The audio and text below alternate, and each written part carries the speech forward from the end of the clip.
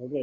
El texto guía que vamos a utilizar en la asignatura es Tratamiento Digital de Señales de John Proakis y Dimitri Monolakis. ¿Bien? Este libro está disponible en forma física en la biblioteca. De todas formas, ahorita no hay como ir a la biblioteca, pero el libro yo lo tengo en digital y se los puedo facilitar. ¿Cómo se los voy a facilitar? A través de un enlace en la plataforma en la que ustedes van a acceder a una carpeta donde van a tener todos estos materiales que yo ya los tengo descargados. Entonces ustedes van a tener acceso a ese libro, ese material. No lo puedo subir directamente a la plataforma porque pesa mucho, eh, pero sí le voy a poner ahí un enlace para que se conecten a una carpeta en un Google Drive y lo descarguen de ahí. ¿De acuerdo? El libro es excelente, es un libro muy bueno. ¿Sí? Complejo, o sea, fácil de entender no es. Realmente esta asignatura tiene sus complicaciones, ¿no? A veces cuando uno lo lee por primera vez le resultan algunas cuestiones aquí un poco difíciles de entender al principio, ¿no? Pero el libro está muy bien explicado y tiene muchos ejemplos resueltos y ejercicios propuestos. La mayoría de los ejercicios que vamos a revisar, que vamos a realizar en la asignatura provienen de aquí, aunque no todos. ¿Sí? Ya les voy a indicar otros libros con los que nos vamos a manejar. Hay otros libros que están propuestos como textos también base, que son este Digital Signal Processing Using MATLAB, versión 4. Es el mismo libro que el de arriba, pero los ejercicios y ejemplos están realizados en MATLAB. Es decir, que esta es una ayuda para que usted vea cómo se manejan ciertas operaciones y ciertos ejercicios con el MATLAB. Los mismos ejercicios de este libro, pero en MATLAB. Bien. También hay otras bibliografías que son las que ustedes van a consultar en la biblioteca virtual de la universidad, que ustedes tienen ya su usuario y contraseña, que son estos: Tratamiento Digital de Señales de Blanco Velasco y Problemas de Tratamiento Digital de Señales también de Blanco Velasco de la Universidad de Alcalá. Precisamente de este libro de aquí es el que ustedes van a hacer esa investigación de la semana 9, o sea, esa tarea de la semana 9. También hay otro libro por acá que es Análisis de Secuencias y Sistemas Discretos con MATLAB, que también está disponible en la biblioteca virtual de la universidad. Y hay otro libro más que no está aquí, pero yo les voy a facilitar también, que es una Biblia dentro del tratamiento de la digital de señales, que es Tratamiento Digital de Señales de Oppenheim. Bien, este señor Oppenheim es un profesor emérito de la Universidad de Massachusetts en Estados Unidos y él tiene incluso hasta una página web donde él tiene ahí los videos de cada una de sus clases. Si usted quiere revisar cada uno de los temas que vamos a ver aquí, él los tiene ya grabados en video ahí, las clases que él ha dado, ¿no? Y las que están en el libro. Se parece mucho al libro este que utilizamos de texto guía. Bien, sin embargo, el que está como texto guía es este por el hecho de que está más actualizado que el anterior, que lo estoy mencionando, pero el otro libro tiene una serie de ejercicios también sumamente interesantes. Y este profesor, Oppenheim, como les digo, tiene sus clases grabadas, ¿sí? Y ya después les voy a dar el enlace para esas clases. El único problema es que son en inglés, ¿sí? Tienen que saber inglés porque todo él habla ahí en inglés, pero, pero sí es perfectamente entendible lo que está explicando ahí, porque como esto es matemática, pues entonces la matemática se entiende en cualquier idioma, ¿no? Entonces, ya les voy a dar todas esas facilidades para que ustedes consulten. No sé si tienen alguna pregunta hasta ahí.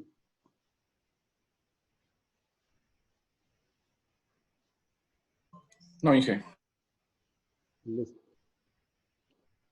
Si no hay pregunta, bueno, eso es lo que yo quería revisar fundamentalmente con ustedes de esta parte, ¿no? Y explicarle un poquito la asignatura, la bibliografía, los temas que vamos a ver. Solamente una cosa más, y esto sin ánimo de que se asusten con la asignatura. El único interés por la cual le digo esto es para que le pongan el pie a la asignatura desde el primer día. La asignatura fácil no es. ¿Okay? Esta es una asignatura que normalmente trae problemas porque tiene un fuerte contenido matemático.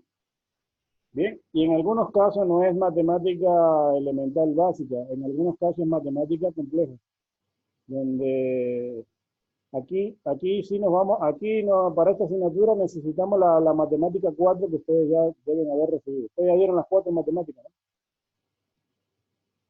¿Sí o no?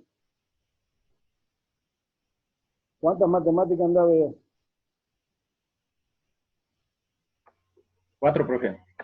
¿Ya dieron la 4 también? Sí.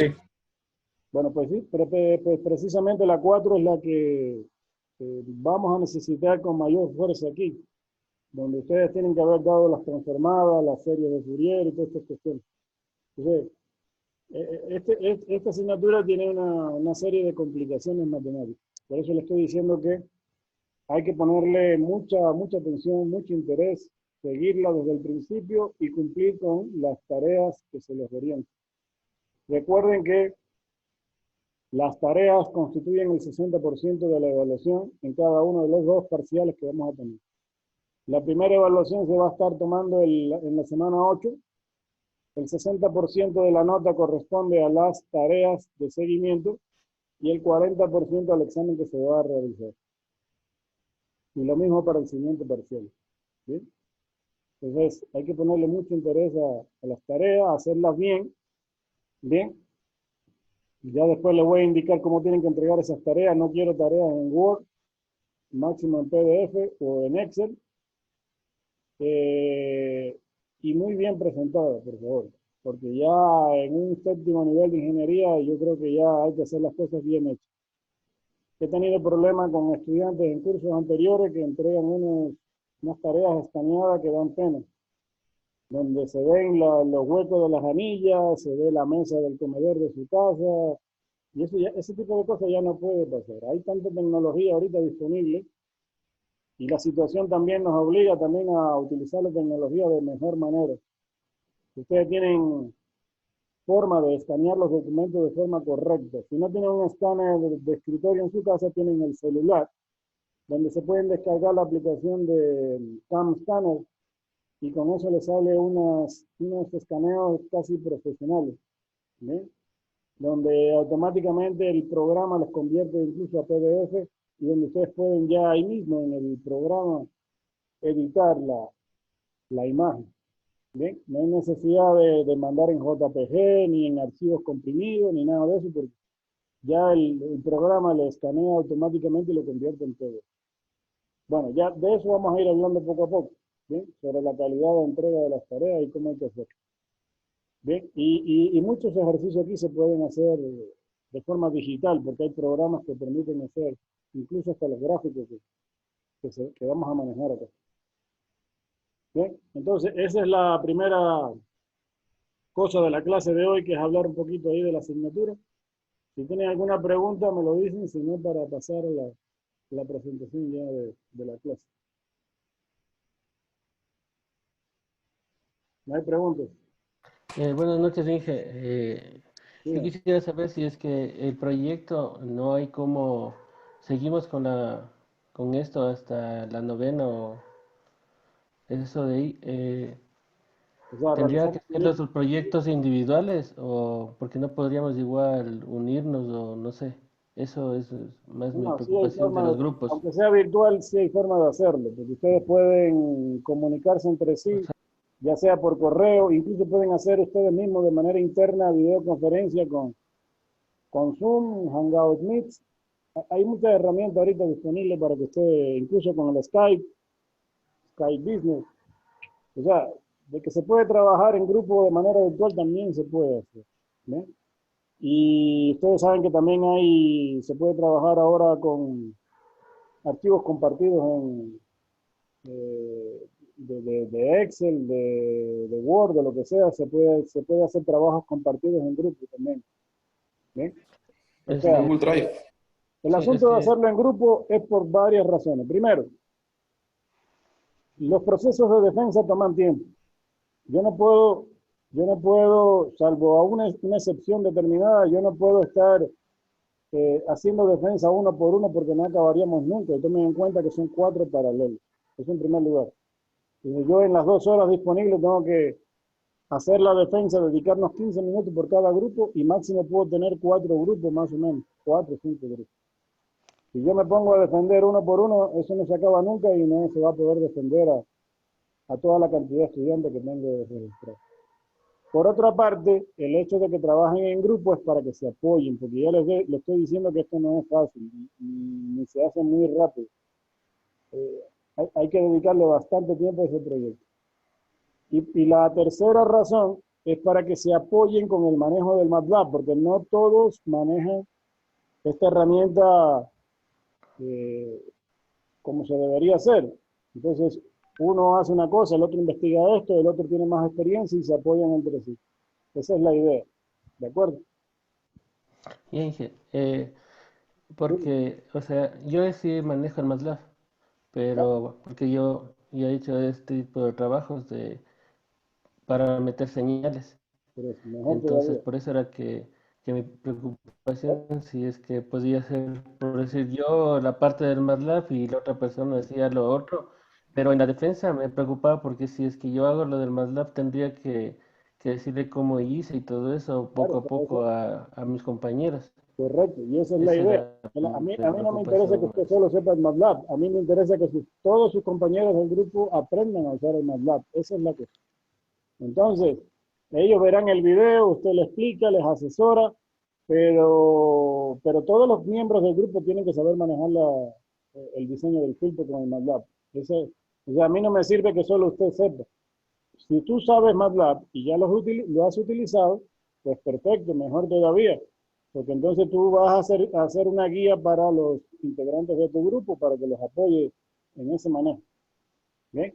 Pero no es que tú solamente Ya, vas a coger el MATLAB y defendiste tú y se acabó, no es así porque ahí solo vas a tener nota tú, los demás no tendrán nota por la parte de la defensa. ya, ya, gracias. Eso es bueno, o sea, por eso mismo quiero, porque ahí ya tengo un integrante que maneja el MATLAB, entonces le puede apoyar a los que tengan alguna dificultad con eso. Y de eso se trata, de hacerlo en grupo.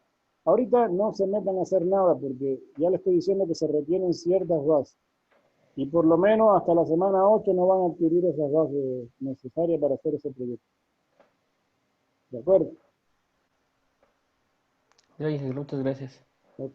Bueno, entonces vamos a comenzar con la clase de hoy. Les voy a compartir la presentación.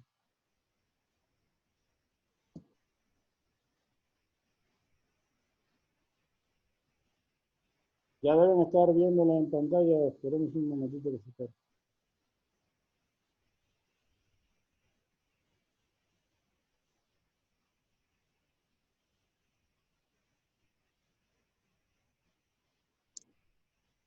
¿Ya le están viendo? Sí, máster. Listo. Está bien, profe. ¿Ah? ¿Sí está o no está? Sí, ya está. Pero me salió, voy a volverlo a hacer porque se me salió una pantalla negra aquí.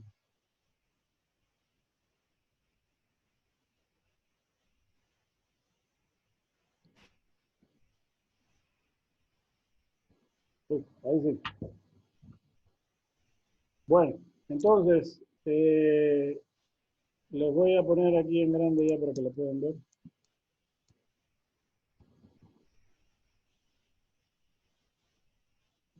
Bien, a partir de ahora sí pongan ahí en silencio sus micrófonos y si quieren hacer una pregunta lo activan, no hay ningún problema. Bien, el primer tema de clase que tenemos para hoy es eh, revisar varios tipos de señales, sus características, sus propiedades y hablar un poco del procesamiento digital de señales. ¿En qué consiste? ¿Qué ventajas tiene respecto al procesamiento análogo? Porque déjenme decirle que también existe el procesamiento análogo de señales. Sin embargo, los alcances de esta asignatura son para procesamiento digital de señales. ¿Bien? Entonces, nosotros vamos a hacer una revisión el día de hoy de varios tipos de señales con las que vamos a estar trabajando constantemente, tanto de tipo continua como de tipo discreto. A pesar de que el 90 o 95% de esta asignatura tiene que ver con señales de carácter discreto, es decir, digitales, también vamos a trabajar en algún momento con algunos tipos de señales continuas. Por lo tanto, lo que vamos a hacer ahora es una revisión, bien, un estudio de estas señales. Se supone o se suponía que lo que se hiciera aquí en este primer capítulo fuera un repaso, una revisión, pero tengo entendido que ustedes a la par de esta asignatura están viendo Comunicaciones 1. Antes, Comunicaciones 1 se daba en un nivel inferior a esta asignatura, ahora se está dando a la par. Por lo tanto, lo que vamos a hacer es profundizar un poquito con estos tipos de señales y les va a servir tanto para esta asignatura como para Comunicaciones 1. ¿De acuerdo? Entonces, vamos a ver la primera cuestión, que son los objetivos que vamos a tratar en esta clase. Primero, revisar las características de las diferentes señales con las que se puede realizar PDS. Diferenciar los distintos tipos de señales, tanto continuas como discretas. Analizar las condiciones de periodicidad en señales discretas y continuas. Y definir el procesamiento digital de señales y su importancia. Bien. Primero vamos a hacer una definición de señal. ¿Qué es una señal? ¿Ok? Una señal se define como cualquier magnitud física que varía con el tiempo, el espacio o cualquier otra variable o variables independientes. Matemáticamente, una señal se describe como una función de una o más variables independientes.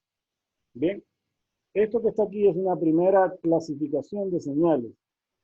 Bien, de acuerdo al número de variables de la cual depende la señal, se puede clasificar como señales univariables o señales multivariables.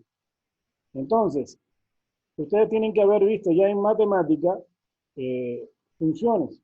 Y una señal se puede representar desde el punto de vista matemático como una función. Desde el punto de vista físico es una magnitud que puede variar de acuerdo a algún patrón. Ese patrón puede ser el tiempo, el espacio o cualquier otra variable, por ejemplo, la frecuencia o la fase. Entonces, si esa señal se representa de forma matemática, lo hacemos a través de una ecuación, una igualdad, ¿bien? En la que una variable, a la cual se le llama variable dependiente, depende de otra, a la cual se le llama variable independiente. Es decir, se establece una relación entre una variable y la otra.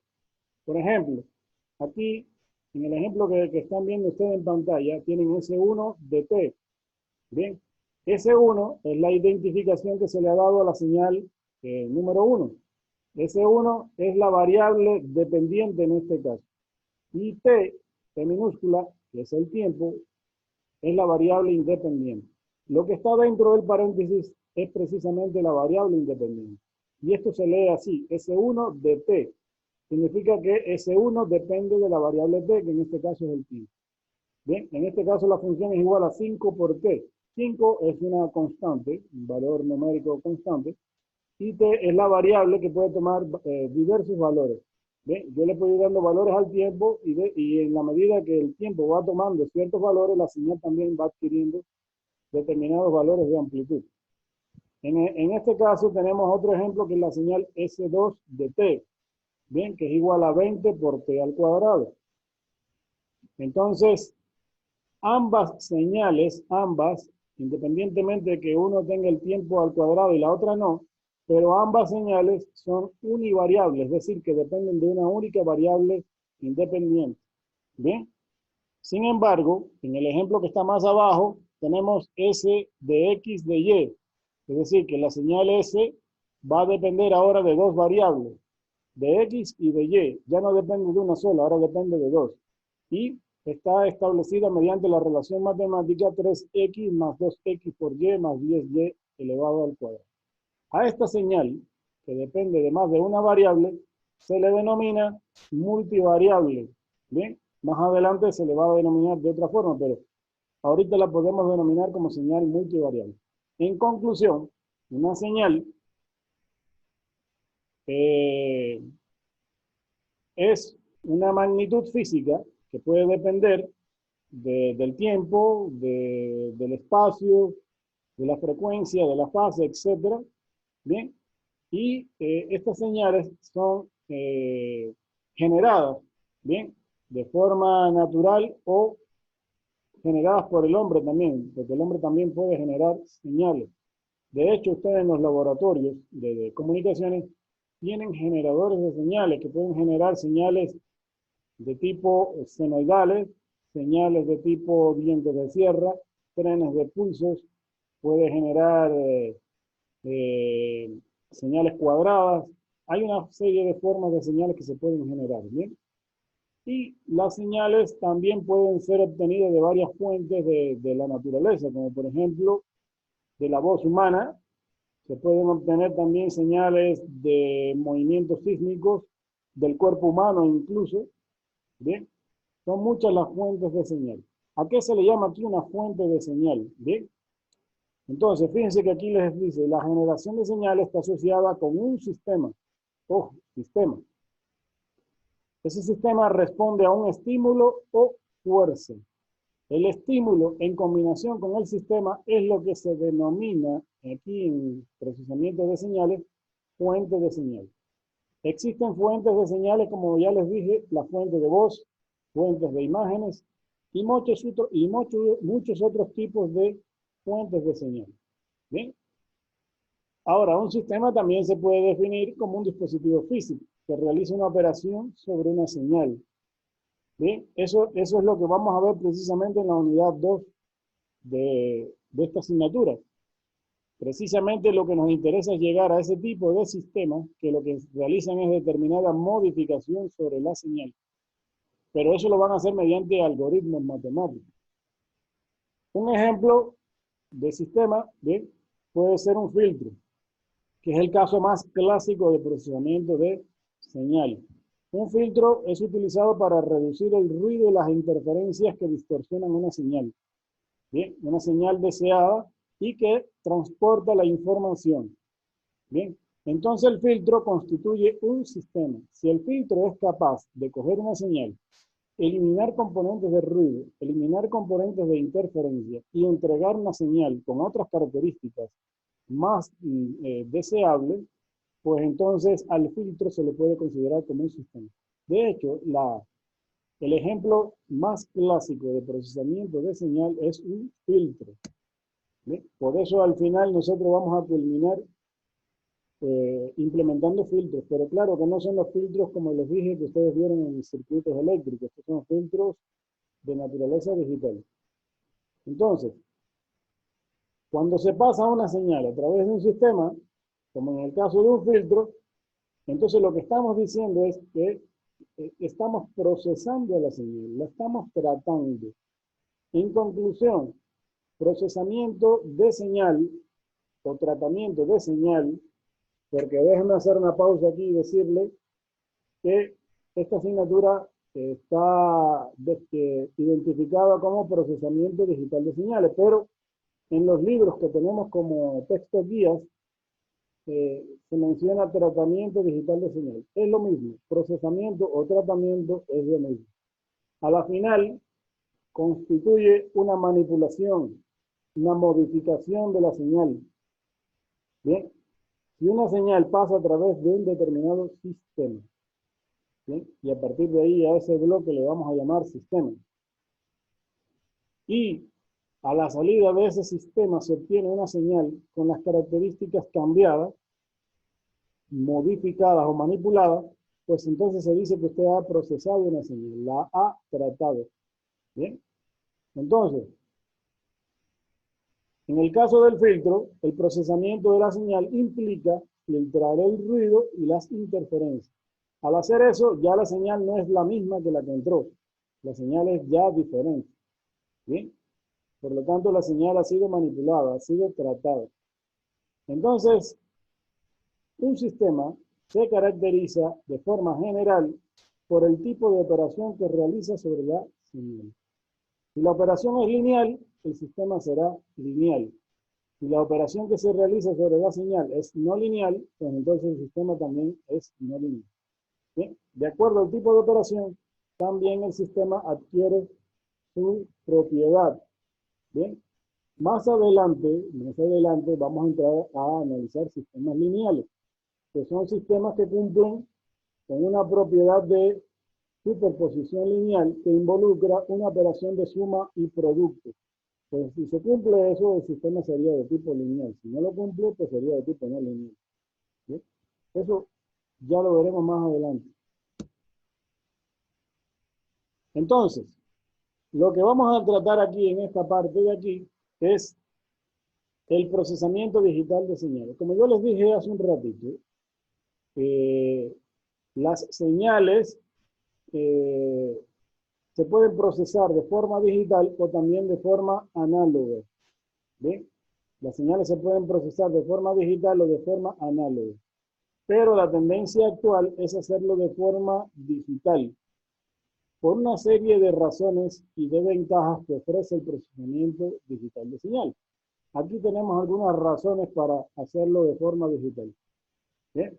Por ejemplo, el procesamiento digital de señales en una computadora, ¿bien? Permite realizar una serie de operaciones sobre una señal que a la final son operaciones matemáticas. Y esas operaciones matemáticas las realiza un programa de software. ¿Bien? El hecho de hacerlo con software implica que esas operaciones pueden ser tan complejas como yo quiera. Porque, o sea, modificar o crear operaciones con software es mucho más ventajoso que hacerlo por vía de hardware. Aunque también se puede hacer por hardware. Entonces, de forma alternativa, el tratamiento también se puede realizar mediante hardware digital, es decir, circuitos lógicos integrados digitales, y en su gran mayoría basados en microcontroladores, ¿bien? Y que se configuran para realizar operaciones específicas. En conclusión, el procesamiento de una señal se puede hacer por vía de software o por vía de hardware, aunque la tendencia actual es hacerlo por una combinación de ambas cosas, tanto de hardware como de software. Hay equipos digitales dedicados que utilizan ambas técnicas, tanto de hardware y también un programa que corre sobre ese hardware y que permite realizar esas operaciones matemáticas específicas. Un ejemplo de ello lo tienen ustedes en la semana de diagnóstico. Por cierto, ya les estoy avisando que ahí en la semana de diagnóstico tienen una actividad que van a hacer a partir del día de hoy. La cuestión es revisar dos videos que están ahí. Son videos cortos, que no duran más allá de 12 minutos. Entonces ustedes van a revisar esos dos videos que están ahí y luego van a resolver un cuestionario. ¿Bien? Ese cuestionario que tienen que responder, más abajo de los videos hay un enlace que dice ir al cuestionario. Es el cumplimiento de la actividad para esta semana. Bien, no tiene un peso en la evaluación de la asignatura, pero sí en la parte de cumplimiento con las actividades que tenemos para esta primera semana. Esa actividad se va a controlar y ustedes deben revisar esos dos videos. Eso no le va a tomar más allá de 15 o 20 minutos. Y responder el cuestionario tampoco, porque son solo 5 preguntas que tienen que ver con el mismo video. En uno de esos videos, precisamente, se muestra un audífono digital basado en procesamiento digital de señal. Y ustedes pueden ver ahí cuáles son los efectos que causa realizar procesamiento digital en esos audífonos. Van a ver ahí cómo el procesamiento permite cancelar ruido reverberación y eco. Por lo tanto, ahí tienen un ejemplo clásico de un hardware dedicado, ¿bien?, que realiza procesamiento digital de señales y que probablemente también tenga internamente una programación ya establecida dentro del microcontrolador. Entonces, esa es la tendencia actual, ¿bien?, a utilizar una combinación de ambas cosas, aunque una computadora puede hacer perfectamente los algoritmos que permiten hacer el procesamiento digital de la señal. Precisamente, las reglas o operaciones matemáticas que se realizan en un software, en un programa, es lo que se denomina algoritmo. A partir de ahora, nosotros vamos a estar utilizando esta palabra de algoritmo constantemente. Y es el conjunto de operaciones que se pueden realizar a través de un programa para manipular una señal. ¿Bien? Para manipular una señal, es decir, para realizarle procesamiento. Yo les he traído aquí un diagrama de bloques de un sistema de procesamiento digital de señal. Un diagrama de bloques bastante simplificado, ¿bien?, porque realmente involucra una serie de bloques más. Pero de forma simplificada, esto sería más o menos lo que ocurre. En primer lugar, hay que entender que la inmensa mayoría de las señales con las que nosotros trabajamos provienen del mundo análogo. Por ejemplo, una señal de voz, una señal sísmica, una señal obtenida del cuerpo humano, son señales que son análogas. Pero como ya van a ver ustedes posteriormente, el procesamiento digital tiene muchas más ventajas que el procesamiento análogo.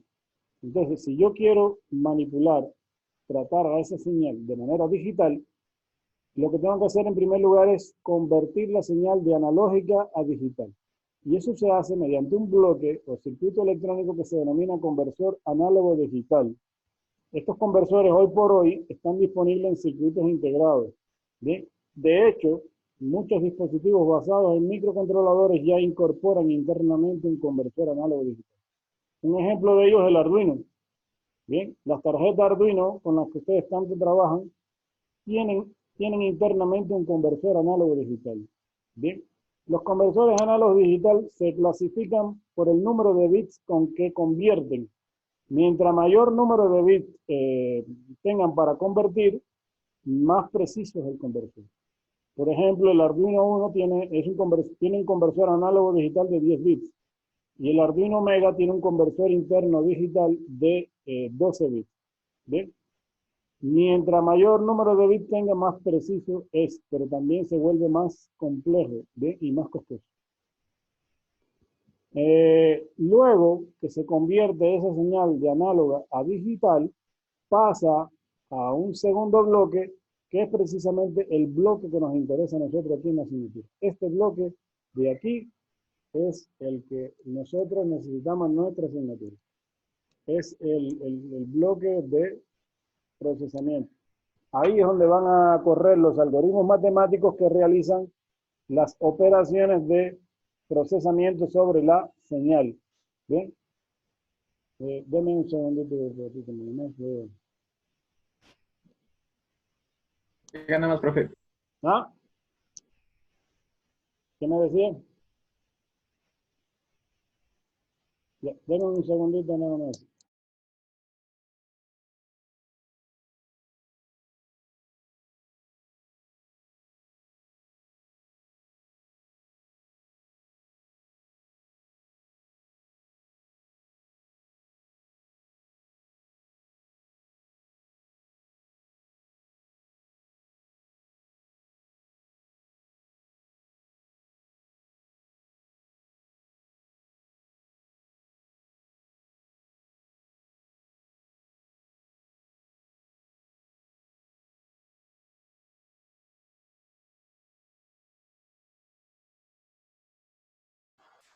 A ver, seguimos entonces.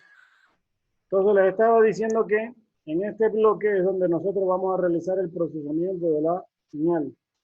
¿Bien? Y una vez que la señal ha sido procesada mediante una serie de algoritmos matemáticos, entonces muchas veces ocurre que la señal tiene que ser reintegrada al mundo análogo. Recuerden que el ser humano no entiende de códigos de ceros y unos. ¿Ven? El ser humano no entiende de señales digitales. Son las computadoras las que trabajan con señales digitales. Nosotros entendemos desde el punto de vista análogo, ¿bien? A través de nuestros órganos de los sentidos, la visión, el olfato, la parte auditiva. Entonces, si por ejemplo yo proceso una señal de voz y le hago determinada modificación, como eliminarle componentes de ruido, detectar patrones de voz, etcétera, y después tengo que escuchar el resultado de ese procesamiento, pues tengo que convertir la señal nuevamente análoga y pasar a los sistemas de audio que nosotros ya conocemos como amplificadores, parlantes, etc.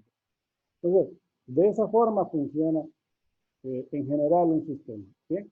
Ahora, para los efectos de esta asignatura, lo que nos interesa a nosotros básicamente es el bloque este que está aquí. El bloque de procesamiento digital de señal. Aunque en alguna parte de la asignatura también vamos a hablar de lo que ocurre aquí en estos conversores de aquí.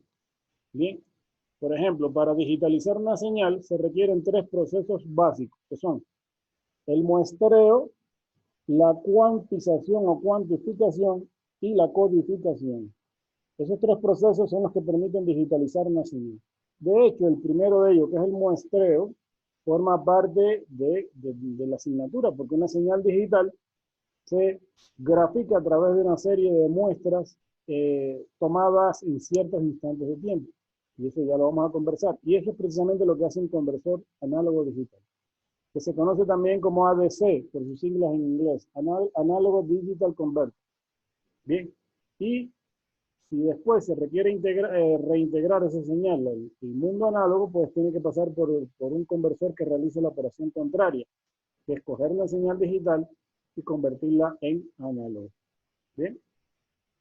Y se conoce el conversor por sus siglas en inglés como un DCA. ¿Bien? Entonces, eso es en forma general los bloques que comprenden. Bien, esta parte de aquí, este bloque de aquí del procesador de señal, se puede hacer por vía de hardware o por vía de software. Bien, incluso puede ser un hardware dedicado basado en microcontrolador que se controla a través de un host, es decir, de una computadora. Bien, es la tendencia, la mayor tendencia, ¿no? A usar la combinación de ambas, ¿de acuerdo? O lo puede hacer una computadora solita. ¿Bien? Una computadora solita puede hacer todo este bloque de procesamiento. Ahora, una cosa más. Para esta asignatura, bien, no nos va a interesar lo que hay adentro de esta cosa aquí desde el punto de vista de hardware ni de software. Ojo con eso. Este bloque de aquí nosotros lo vamos a tratar para nuestra asignatura como una caja negra. Ustedes han escuchado sobre las cajas negras de los aviones, ¿no? Es una grabadora que graba todo lo que pasa en el avión. ¿Ve? Se sabe qué es lo que hace esa caja negra, pero no se sabe qué tiene adentro, nadie lo sabe. ¿Ok? Más o menos así es la idea de este bloque. Nosotros vamos a revisar y vamos a saber todo lo que se hace en este bloque desde el punto de vista matemático. Bien, lo que no vamos a revisar, no corresponde al alcance de esta asignatura, el hardware, analizar el hardware que aquí maneja todos estos algoritmos, ni tampoco el software, ninguna de las dos cosas.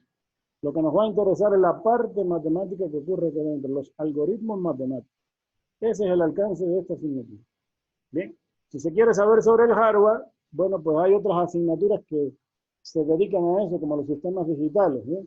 Donde ustedes pueden revisar ahí los arreglos lógicos programables, los sistemas basados en microcontroladores, en microceldas y una serie de cuestiones que son las que hacen eso. Pero para los alcances de esta asignatura lo que nos interesa es los algoritmos matemáticos. No sé si tienen alguna pregunta ustedes, por favor. ¿Alguna pregunta hasta ahí? No, Inge. ¿Está claro? Sí, se está entendiendo. Ok. Si tienen alguna pregunta, sin pena de ningún tipo, me hacen la pregunta, ¿no? Esta parte no es tan compleja porque es más informativa, pero Ya más luego vienen algunas cuestiones matemáticas aquí. Bueno, vamos a seguir entonces.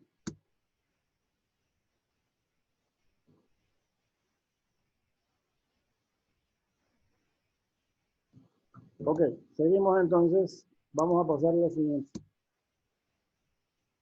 ¿Cuáles son las ventajas del tratamiento digital de señales sobre el analógico? Como les dije, se puede hacer tratamiento de señal de forma analógica. Sin embargo, la tendencia actual es hacerlo por vía digital. ¿Por qué? Bueno, aquí hay algunas razones. Primero, un sistema digital programable proporciona la flexibilidad de reconfigurar las operaciones del tratamiento digital de señal, simplemente modificando un programa. Es decir, yo tengo un sistema digital que funciona a base de un programa, ¿sí? Un programa de software, pues yo puedo modificar las operaciones y hacerlas tan complejas como yo quiera, solamente modificando el programa. Todo está en la forma en que programe nada más. ¿Sí? Esas son una de las facilidades que brinda el procesamiento digital. Al ser digital, pues todo se basa en programas y se genera una flexibilidad. Aquí está la primera ventaja, la flexibilidad de poder reconfigurar las operaciones tantas veces como yo quiera. Por otro lado, un sistema digital proporciona un control mucho más estricto en lo que tiene que ver con los requisitos de precisión. O sea, en palabras simples, los sistemas digitales son mucho más precisos que los sistemas analógicos. Una cuestión importante también es que las señales digitales hoy por hoy se almacenan muy fácilmente. Ustedes conocen que existen muchas formas de almacenar señales digitales. Hoy por hoy tenemos cinta, que ya no se usan tanto, pero también todavía existen. ¿Bien? Sobre todo en la parte de servidores todavía se manejan cintas, soportes magnéticos, discos duros, discos de estado sólido, de memorias de tipo flash, los mismos sistemas de smartphone que ya tienen hoy por hoy altas capacidades de almacenamiento. Bien, entonces hay hoy por hoy disponible una gran cantidad de tecnología para almacenar fácilmente las señales digitales. Bien, y con altas capacidades de almacenamiento. Entonces, esa facilidad me da a su vez la posibilidad de que el tratamiento de señales no necesariamente tiene que hacerse en tiempo real, sino que también lo puedo hacer en tiempo no real. Yo puedo grabar una señal de audio, de video, de sísmica o médica, grabarla en una unidad de almacenamiento y llevármelo a otro lado, donde puedo tener un laboratorio con todas las condiciones para hacer el procesamiento, y entonces yo puedo hacer después, posteriormente, el procesamiento. Es decir, no necesito hacerlo en tiempo real. Bien, porque muchas veces en tiempo real eso puede complicar el proceso. Bien, puede ser costoso incluso. Entonces yo puedo grabar a la señal y procesar a la señal después. Eso es lo que normalmente se hace con muchas técnicas. Un ejemplo de ello, por ejemplo, son las señales que se procesan como parte de una investigación forense, judicial o policial. Una señal de audio, una señal de video, en la que se requieren ciertas técnicas de procesamiento para detectar evidencias, cosas que normalmente en la señal normal sería difícil detectarlo. Bien, patrones de voz, detalles que a veces no se pueden ver fácilmente a simple vista, bien, o mejorar la calidad de una señal que ha sido grabada de forma no profesional, bien, para que pueda servir como una evidencia en una investigación, en un caso judicial, en un caso forense, etc. Bien, entonces, eso se puede hacer después de que ha ocurrido el hecho, bien, porque la señal pudo haber quedado grabada en alguna unidad. Y por último, una última ventaja es que una implementación digital, bien, es más barata hoy por hoy que una implementación de tipo análogo. La tecnología digital ha llegado a tantos niveles de integración que hoy por hoy están disponibles una serie de tarjetas y dispositivos basados en microcontroladores con el cual se puede realizar procesamiento de señal. Y por lo general no son muy costosos. Bien, no son muy costosos. Ustedes pueden ver que Un sistema Arduino no es muy costoso, se puede adquirir por unos cuantos dólares, ¿bien? Entonces, hay muchas tecnologías disponibles hoy por hoy con las cuales se podría realizar de una manera o de otra algún procesamiento de señal. Ahora, no todo es color de rosa, ¿no? Hay algunas limitaciones que hay que tomarlas en cuenta. Por ejemplo, cuando las señales tienen anchos de banda muy grandes, extremadamente grandes, bien, eso puede implicar que se requieran conversores análogos digital de muy alta velocidad de muestreo, bien, y procesadores digitales de señales muy rápidos. En cuanto a los procesadores digitales, puede ser que sí se consigan, porque hoy por hoy hay microcontroladores de muy alta velocidad. Pero en el caso de los conversores análogos digitales sí puede haber una limitante con esto. Bien, y puede ser que entonces no sea recomendable en este tipo de casos hacer el procesamiento de forma digital, sino que se podría hacer en base a la señal análoga, de forma directa. ¿Bien? Ese podría ser una limitante, pero como ustedes pueden ver, hay muchas más ventajas que limitantes. Por lo tanto, la tendencia actual es a realizar el procesamiento de forma digital. Por eso, esta asignatura va a ser netamente dedicada al procesamiento digital de señales, no al análogo, ¿bien? Porque ya hoy por hoy todo se hace de forma digital. Bueno, hasta ahí la parte introductoria con respecto a la definición de señales y al procesamiento digital de señales. Lo que vamos a hacer ahora es revisar algunos tipos de señales, sus propiedades y las formas en que nos vamos a manejar.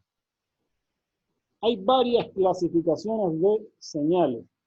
Bien, ya vimos una al principio que tiene que ver con lo que está mostrado aquí, que son señales multicanales y señales multidimensionales. Eso tiene que ver, esta clasificación tiene que ver con el número de variables del cual depende la señal, es decir, la función matemática. Entonces, por otra parte, tiene que ver con el tipo de variable con la cual se está trabajando. Entonces, las señales se pueden clasificar como señal de tipo real, de tipo compleja o de tipo vectorial. Es decir, el valor de la función matemática, es decir, de la variable dependiente, puede ser una magnitud de tipo escalar, real o una magnitud compleja, o incluso un vector. Aquí hay los tres ejemplos. Bien, S1 de t es igual a A por el seno de 3pi por t, es una señal de tipo real. Los valores que toma el tiempo aquí son reales y la señal al final va a tomar un valor real.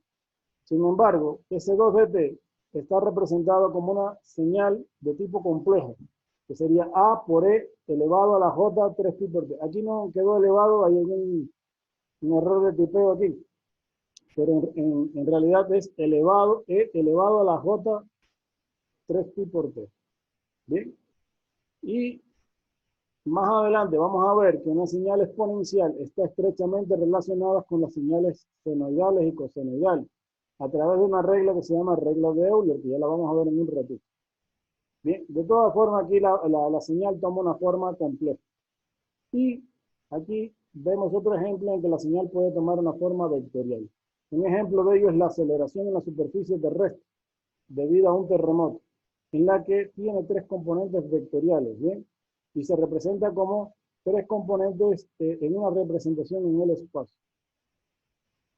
Es decir, que las señales pueden tomar una variable, una magnitud real, una magnitud compleja o incluso una magnitud de tipo vectorial. Las señales se clasifican también en multicanal. Por ejemplo, en electrocardiografía, para que vean que el procesamiento de señales se puede hacer con señales obtenidas del cuerpo humano. ¿Bien? Un ejemplo de ellos son los electrocardiógrafos. Los electrocardiógrafos están disponibles en 3 y 12 derivaciones, es decir, en 3 y 12 tomas. Eso significa que hay electrocardiógrafos que toman 3 señales del cuerpo humano y otros que toman 12 señales del cuerpo humano.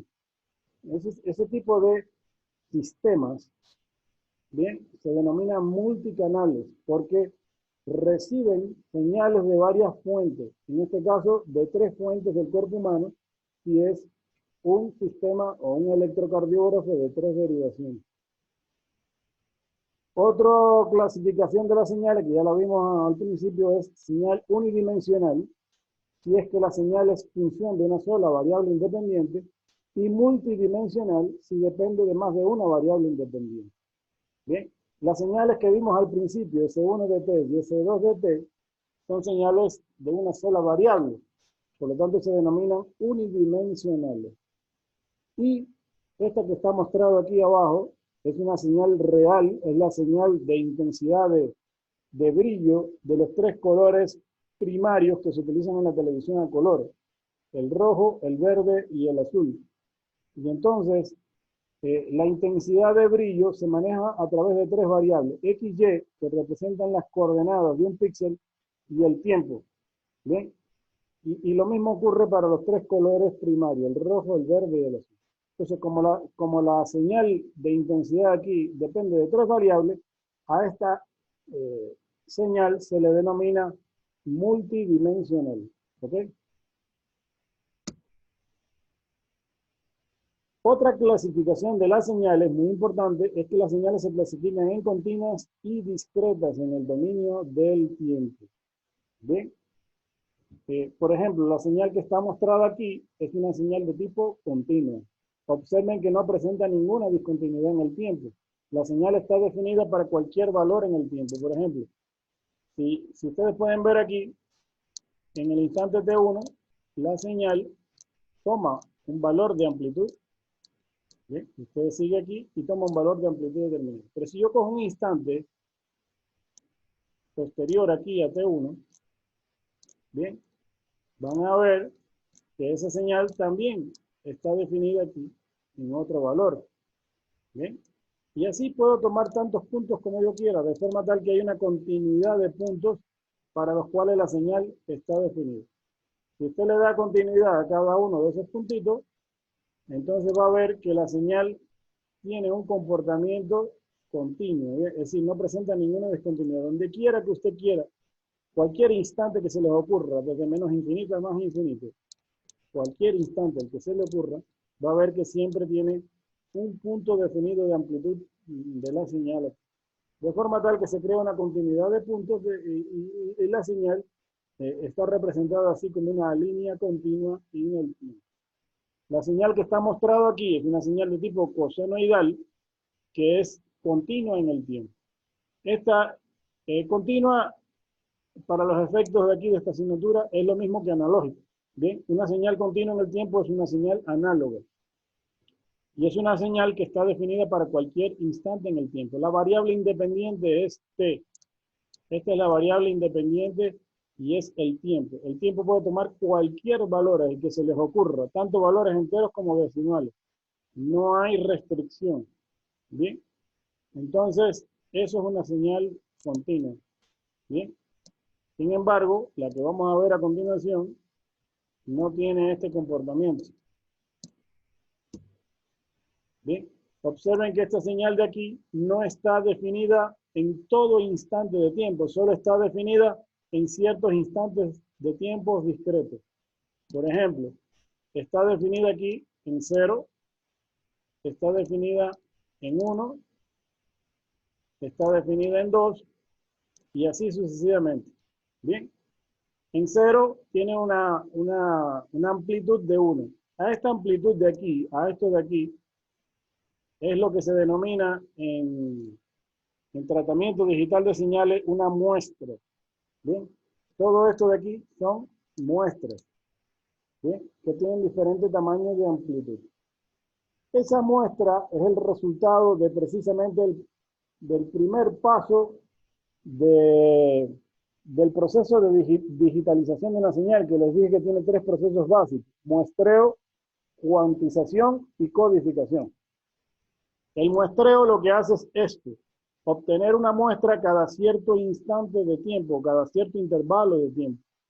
Bien, esto es una muestra, después de cierto tiempo, se toma otra muestra, y se va haciendo un muestreo de la señal. El siguiente paso de la digitalización es la cuantización.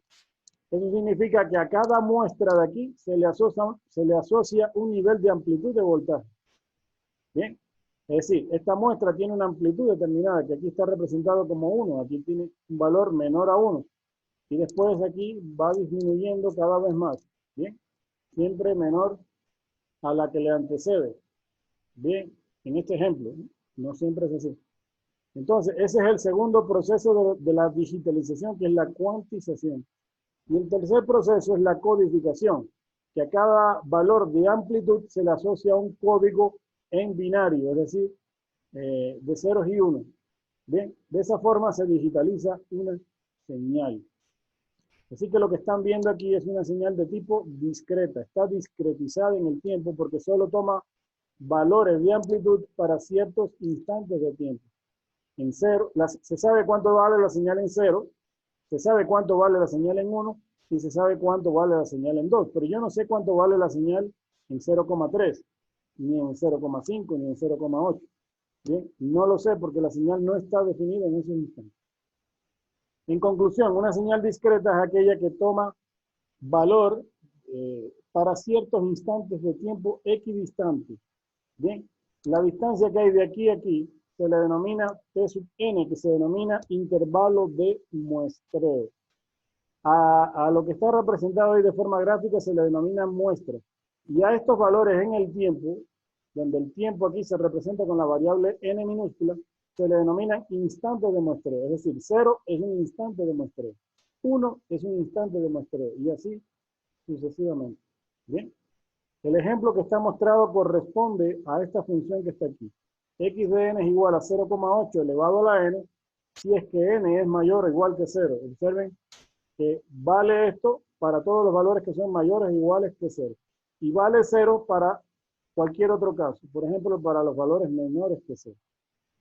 Observen que como la base de la potencia aquí es menor que 1, cuando usted lo eleva a la n y n va aumentando, las muestras se hacen cada vez más pequeñas. Eso usted lo puede comprobar con una calculadora. Si coge un número menor que 1, por ejemplo 0,8, y primero lo eleva a la 1, después lo eleva al cuadrado, después lo eleva al cubo, después lo eleva a la cuarta y después a la quinta, y va a ver que cada vez el valor se va haciendo más pequeño. Bien, para el ejemplo que está mostrado aquí. Otra clasificación de las señales es que las señales se pueden clasificar en señales deterministas y aleatorias. Para explicarles rápidamente lo que está aquí, una señal determinista es aquella que se conoce con exactitud, es decir, que es una señal predecible. Se puede predecir exactamente lo que va a pasar con esa señal. ¿Por qué? Porque se ajustan a una expresión matemática explícita o a una regla bien definida. ¿Bien? No hay cómo equivocarse, ya usted sabe lo que va a pasar con esa señal. El ejemplo que está mostrado ahí es una señal de tipo determinista. Ahora, hay señales que son impredecibles, es decir, que no se puede, mediante una relación matemática, precisar qué es lo que va a pasar con esa señal. Ejemplo de ello son las señales de voz o la salida de un generador de ruido. Las señales de ruido y las señales de voz son impredecibles. O sea, no tienen un comportamiento siempre igual. Por lo tanto, se denominan señales de tipo aleatorio. Pero si la señal se conoce con exactitud, ya mediante una regla o mediante una expresión matemática explícita, entonces se dice que la función es determinista. Ahora, lo que nos corresponde ver es algunos tipos de señales importantes con las cuales vamos a trabajar. Lo primero que vamos a ver es una señal de tipo senoidal. Primero la vamos a ver de forma continua en el tiempo. La señal senoidal tiene esta forma de onda que está aquí. Puede ser con la función coseno o con la función seno, con cualquiera de las dos. Las dos dan la misma forma de onda, solo que la función seno y coseno están desfasadas a 90 grados. Entonces, esta señal se representa mediante esta expresión que está aquí, donde A es la amplitud de pico de la señal. Observen aquí en el gráfico lo que representa A, es la amplitud de pico de la señal. Bien, del pico más alto de la señal, ese es el valor de amplitud. Omega representa la frecuencia. Bien, en la frecuencia angular que se da en radianes. ¿Ok? Ahora, esa frecuencia en radianes se puede expresar en valor lineal también. ¿Cómo? Cambiándola por 2pi por f, donde f es la frecuencia lineal. La frecuencia es el inverso del período. ¿Ok? La frecuencia f es igual al inverso del período. El período se representa como t sub p. ¿Qué es el período? Es el intervalo de tiempo entre dos puntos iguales de la señal. Se podría tomar de aquí hasta aquí, o por ejemplo yo la podría tomar también desde aquí hasta aquí. Este sería el intervalo de tiempo que genera un periodo. En conclusión, el periodo es el intervalo de tiempo en el cual se completa un ciclo de la señal. Por ejemplo, desde aquí hasta aquí, ¿bien? Hay un semiciclo y desde aquí hasta aquí hay otro semiciclo. La unión de dos semiciclos representa un ciclo completo. En conclusión, el periodo equivale a un ciclo de la señal. Por eso, la frecuencia, que es el inverso del periodo, la frecuencia lineal, se da en hertz. ¿Bien? En hertz. Pero un hertz equivale a un ciclo por segundo. Un hertz equivale a un ciclo por segundo. Por ejemplo, la frecuencia de la corriente de línea que tienen ustedes en cada una de sus casas, para acá, para Latinoamérica, tiene una amplitud de pico de 110 voltios o 115 voltios, con una frecuencia de línea de 60 Hz, que es la frecuencia que se utiliza en América. En Europa se utilizan 50 Hz. Entonces, 60 Hz es lo mismo que 60 ciclos por segundo, es decir, que esto de aquí, que es un ciclo, se repite 60 veces en un segundo. Bien, a eso se refiere. Y por eso les puse ese ejemplo. De forma tal que si la frecuencia angular se puede dar en valor lineal, se puede escribir esta función de esta señal como A por el coseno de 2pi por f por t más θ, donde el tiempo puede tomar cualquier valor desde menos infinito hasta más infinito. Bien, ahora vamos a borrar esto aquí.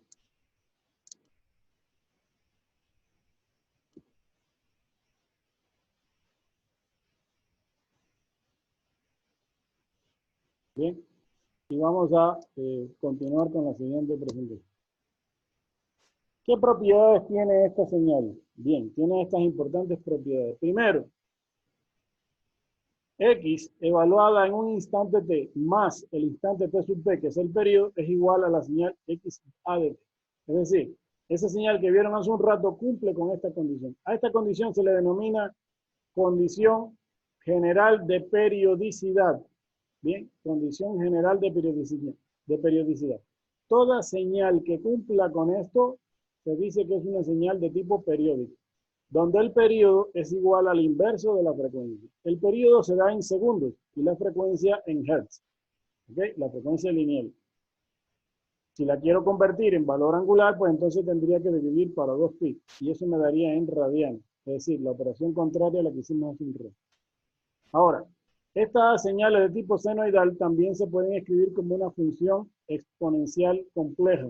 Es decir, x sub a de t también se puede escribir como a elevado a la j por omega por t más t. Observen que tiene una expresión parecida, solo por el hecho de que aquí tengo un valor exponencial complejo, donde e es el número de Euler. Precisamente, hay una regla en matemática que se denomina identidad de Euler.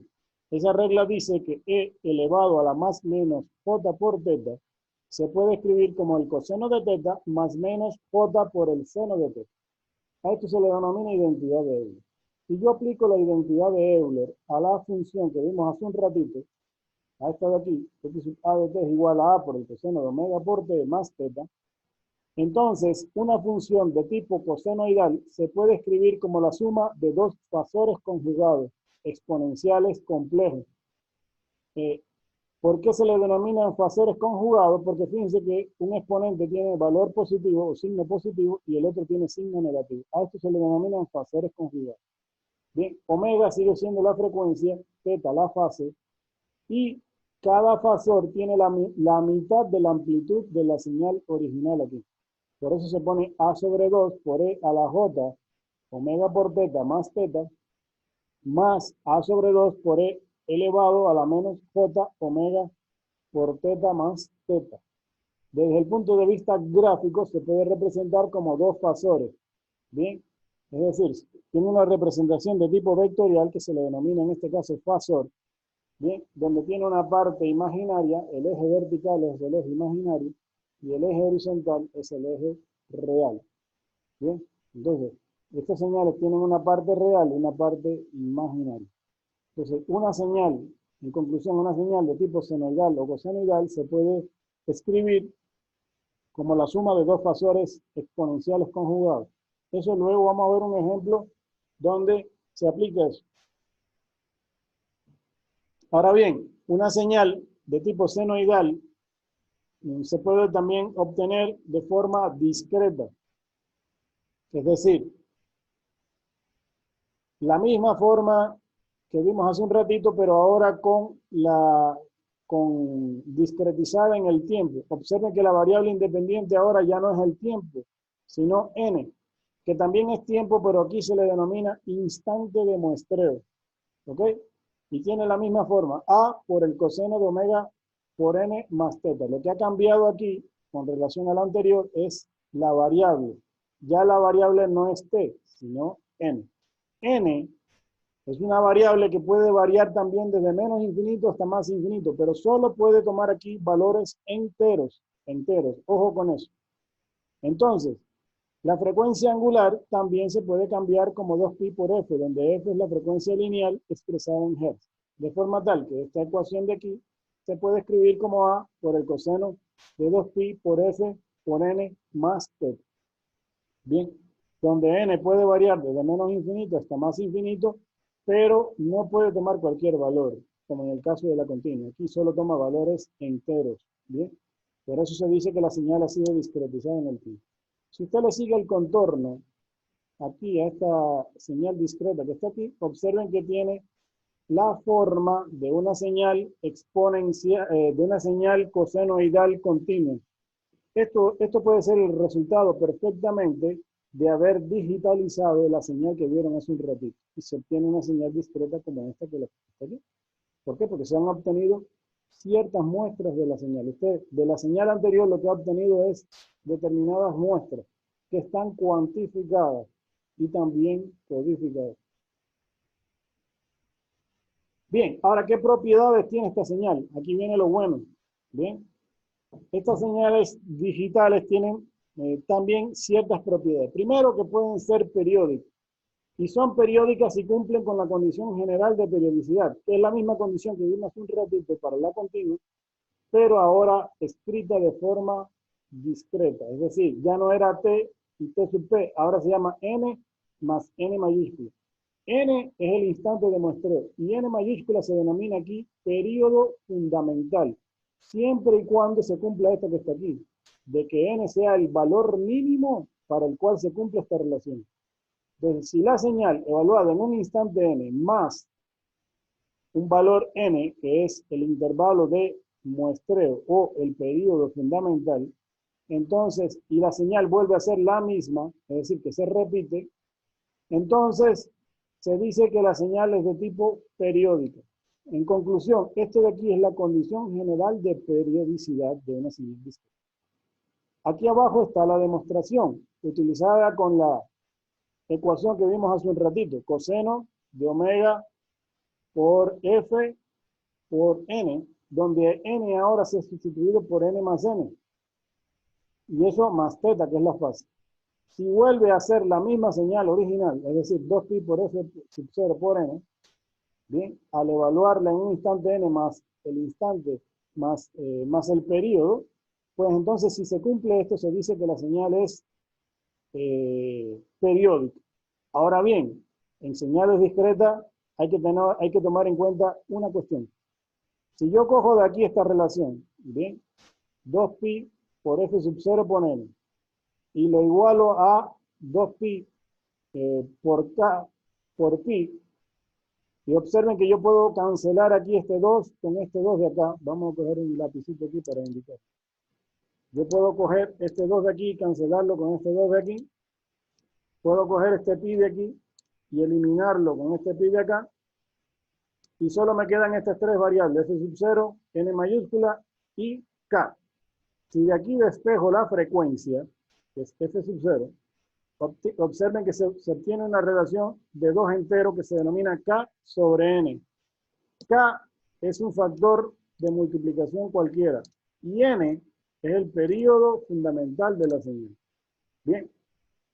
En conclusión, una señal, y eso lo pueden tomar nota aquí, una señal discreta en el tiempo es periódica si su frecuencia es algún múltiplo de la frecuencia fundamental, donde ese múltiplo es la relación entre dos números enteros.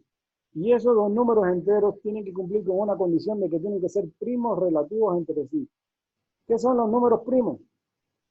Los números primos son aquellos que son divisibles para uno y para sí mismos. Es decir, que aquí no puede haber la posibilidad de simplificación entre el numerador y el denominador, porque mientras haya simplificación hay que hacerlo, si no, n no sería el periodo fundamental. Por ejemplo, voy a ponerle un ejemplito, espérenme, déjame borrarlo aquí. Listo. Voy a borrar esto también. Y esto que quedó por aquí. Por ejemplo, aquí hay un ejemplito, miren, dice, bueno, aquí se los dice, para determinar el periodo fundamental n de una sinusoide periódica, expresamos f sub 0 como la ecuación anterior y cancelamos los factores comunes, de forma tal que nos queda que f es igual a k sobre n. Por ejemplo, f1 aquí vale 31 sobre 60. 31 y 60 son números primos relativos entre sí porque yo no puedo simplificar 31 con 60. Claro que una calculadora los divide, pero queda un número decimal. Y lo que dice la regla aquí es que tiene que ser la relación entre dos números enteros. Por lo tanto, implica que n1 es igual a 60. Mientras que si tengo este otro ejemplo, f2 es igual a 30 sobre 60, observen que 30 y 60 sí son divisibles entre sí, es decir, que se pueden simplificar. Por lo tanto, si hay simplificación, tengo que simplificarla de forma tal que lo que tenga en el denominador sea el mínimo valor posible. Bien, sea el mínimo valor posible. En conclusión, tengo como resultado aquí que el periodo fundamental es 2 y no 60, porque había que simplificar. ¿Tienen alguna pregunta por ahí que quieran hacerme? Díganla, por favor. Me están diciendo que si la fórmula es de un armónico. Bien, sí, precisamente lo que vamos a obtener ahora aquí son los armónicos de la frecuencia fundamental. Bien, pero en señal discreta, la frecuencia, o sea, para que se cumpla esa periodicidad, bien, hay que cumplir con la condición, en primer lugar, de que la frecuencia sea la relación entre dos números enteros, donde esos números enteros tienen que ser primos relativos entre sí. Eso significa que solo pueden ser divisibles para uno y para sí mismos. Pero entre ellos, mientras haya división, tengo que efectuar la simplificación. De forma tal que lo que se obtiene en el denominador sea el mínimo valor posible. Por ejemplo, aquí en el caso de esta señal de aquí, 30 sobre 60, y se puede cancelar 30 con 60, de forma tal que aquí en este ejemplo, n, que es el periodo fundamental, no es 60, sino 2, porque es el mínimo valor posible que se obtuvo aquí. ¿Bien? No sé si tienen otra pregunta. Entonces, bueno, vamos a tener que dejarlo ahí porque se nos está acabando el tiempo, ¿no? Si tienen otra pregunta, me lo dicen ahorita. Pueden activar su micrófono.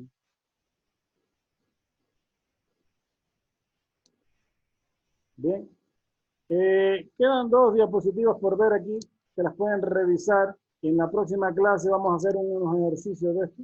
Vamos a empezar realizando estos ejercicios que son el análisis de periodicidad. Aquí se le explica cómo hacer el análisis de periodicidad, que es nuestro primer objetivo a cumplir con esta clase. De hecho, los primeros ejercicios que están orientados en la plataforma tienen que ver con este tipo de análisis de periodicidad. Y yo les tengo aquí unos ejemplos, ¿ven? 4 ejemplos hay. Si ustedes quiero que los revisen, los vamos a discutir en el inicio de la siguiente clase. ¿De acuerdo? Entonces, si tienen alguna pregunta que hacer, me dicen. Si no, para cerrar la clase de hoy. No, profe, ninguna pregunta, gracias. Ok. Bueno, tenemos que hacer ejercicio. La clase que viene vamos a iniciar con esto y ya de ahí seguimos al siguiente tema, que es la transformación de la variable independiente. ¿Ven? Hay un deber que ya está en la plataforma, que lo pueden ir revisando. Lo van a completar una vez que veamos la siguiente clase, ¿no? Pero ya pueden ir revisando, lo pueden ir investigando, revisando la bibliografía, etcétera, etcétera. Bien.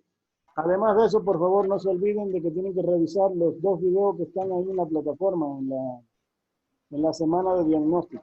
No les va a tomar más de 15, 20 minutos eso. Y luego resuelven el cuestionario que está ahí. Unas preguntitas para ver si comprendieron sobre el video. Tengo una pregunta. En anteriores clases, pues digamos, la herramienta para hacer los gráficos es muy, muy básica, se puede decir. No se entienden los números y así. No sé si de pronto usted cuenta con alguna herramienta un poco más avanzada, no sé si se puede decir así, como para ver de mejor manera los ejercicios que creo que... Sí, hay una herramienta, ya le voy a averiguar cuál era. Hay una herramienta que permite hacer los gráficos de las señales discretas. Bien, se podría hacer con el Excel, pero así hay otra herramienta que hace eso. De hecho, en el semestre pasado algunos estudiantes utilizaron esa herramienta y les quedó muy bueno. Se parecen a estos gráficos que están ahí en el libro. Pero ya les voy a indicar luego cuál es. Dije una pregunta. Yo estaba haciendo los ejercicios del deber. ¿Todos tienen que hacerse en Word? ¿Todo? ¿O se hace a mano como en otras materias? No, pero preferiblemente a mano no. Si lo tienen que hacer a mano, bueno, lo hacen a mano, pero después lo escanean de forma correcta. Pero si se puede hacer con herramientas informáticas, mejor todavía. ¿Bien? En la medida de sus posibilidades. Lo que son ecuaciones y eso sí se puede editar en Word o en Excel, porque tanto el Excel como el Word tienen el editor de ecuaciones. Si en algunos casos se les dificulta y lo tienen que hacer a mano, no hay ningún problema, pero tiene que estar bien hecho, ¿no? Y bien escaneadito. Pero en lo posible, si pueden utilizar las herramientas disponibles de informática, mejor que... O sea, ya hay que hacer un trabajo de más calidad. ¿Bien? Ya algunos estudiantes en el semestre pasado hicieron unos buenos trabajos así y yo creo que ustedes también pueden hacer. Bien, muchas gracias. Entonces, si no hay más preguntas, vamos a dar por concluida la clase de hoy, agradeciéndoles por su presencia y, bueno, motivándolos a que le pongan interés a la asignatura, ¿no? Y ya nos veremos en la siguiente clase con el siguiente tema, que es muy interesante. Gracias, máster. Listo, profe, gracias a usted. Ok, gracias también. Hasta luego, compañeros. Gracias, máster. Hasta luego. Gracias, profe. Hasta luego. Luego. Buenas noches. Gracias.